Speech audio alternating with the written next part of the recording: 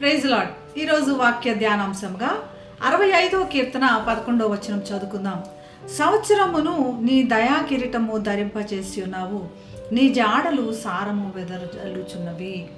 దావీదు దేవుణ్ణి స్తుతిస్తున్నాడు. దేవుడు తన సృష్టి పట్ల ఎలాగ శ్రద్ధ కలిగి ఉన్నాడో ఈ వచనంలో లేదా ఈ అధ్యాయంలో చాలా వివరంగా దావీదు రాసుకున్నాడు. ప్రతిదినము లేదా ప్రతిసారి కూడా దేవుడు భూమిని, ఆయన సృష్టిని లక్ష్యం చేసి భూమి కోసం వర్షాలు సకాలంలో అన్నీ కూడా సమకూరుస్తున్నాడు అని పదే పదే రాస్తున్నాడు. ఆయన భూమిని దర్శించిన ప్రతిసారి వర్షములు చక్కగా కురిపించి వాటి మొక్కలను, దాటి నుంచి వచ్చే ప్రతిఫలం మొక్కలను మరి దేవుడు ఆశీర్వదిస్తున్నాడని రాసుకుంటున్నాడు దావీదు. ఆయన పదే పదే భూమిని దర్శిస్తున్నాడంట, భూమిని ఆశీర్వదించడానికి దర్శిస్తున్నాడంట. చిన్న బిడ్డలు ఉన్న వారికి, చిన్న బిడ్డల గురించి అవగాహన కలిగిన వారికి బాగా ఐడియా ఉంటుంది. బిడ్డలు పండుకొని ఉన్నా లేదా బిడ్డలు ఏదైనా చేస్తున్నా పదే పదే తల్లిదండ్రులు వారి గురించి గమనించుకుంటూ ఉంటారు. వాళ్ళు నిద్రపోతున్నారా, వాళ్ళు ఏమైనా చేస్తున్నారా, ఎక్కడికైనా వెళ్ళారా, పదే పదే గమనించుకుంటూ ఉంటారు. దేవుడు పదే పదే మనల్ని గమనిస్తున్నాడంట. సంవత్సరంలో కాలాలను నిర్ణయించాడు. తగిన వర్షాలు, తగిన ఎండ, తగిన మంచులాగా అండ్ వాటిని సకాలంలో దయచేయాలి, సమపాళలో దయచేయాలి. అప్పుడు భూమి సస్యశ్యామలంగా ఉంటుంది.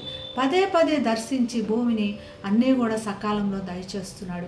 ఆయన వచ్చిన ప్రతిసారి, దర్శించిన ప్రతిసారి కూడా సారములు వెదజల్లుతుంది. ఎంతో సంపూర్ణంగా లేదా ఎంతో సారవంతమైన ఆయన జాడలు, ఆయన అడుగు జాడలు నడిచినప్పుడు నా గిన్నె నిండి పొర్లుచున్నది అని దావీదు రాసుకుంటాడు. ప్రతి పరసంబంధమైన ప్రతి ఆశీర్వాదము, సంపూర్ణమైన ప్రతి ఆశీర్వాదము అది దేవుడి నుంచి కలిగినదని వాక్యం తెలియజేస్తుంది. ఆ విధంగా దేవుడు మనల్ని ఆశీర్వదిస్తున్నాడు, ప్రతిసారి దర్శిస్తున్నాడు, ప్రతిసారి మన గురించి శ్రద్ధ కలిగి ఉన్నాడు, మనకు సకాలంలో దయచేస్తున్నాడు.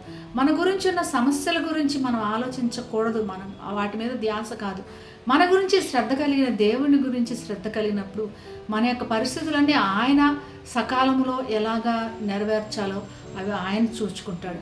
ఆ విధమైన ఆలోచన కలిగి మనం ముందుకు సాగుదాం, ప్రార్థన చేసుకుందాం. పరిశుద్ధమైన యేసయ్య, నువ్వు పదే పదే మమ్మల్ని దర్శించి మా గురించి శ్రద్ధ కలిగి మాకు అన్ని సమపాళ్లలో తగిన సమయాల్లో మాకు దయచేస్తున్నందుకు నీకు వేలాది వందనాలు ప్రభా.